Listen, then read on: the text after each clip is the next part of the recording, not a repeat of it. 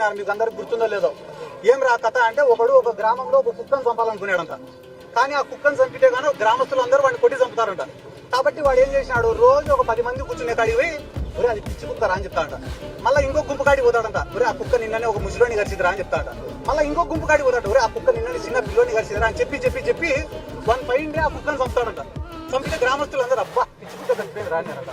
అట్లా ఇదో రాష్ట్రంలో నువ్వు తప్పు చేయాల్సిన అవసరం లే.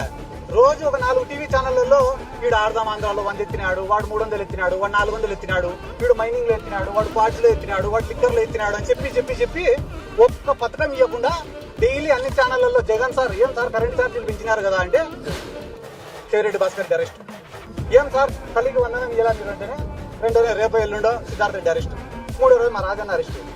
అంటే అరెస్టులను చూపించుకుంటా వీళ్ళు రాక్షసులు అని చెప్పుకుంటా ఈ రాష్ట్ర ప్రజలకు మొత్తం సున్నం పెట్టే ఆలోచనలో వీళ్ళు ఉన్నారు.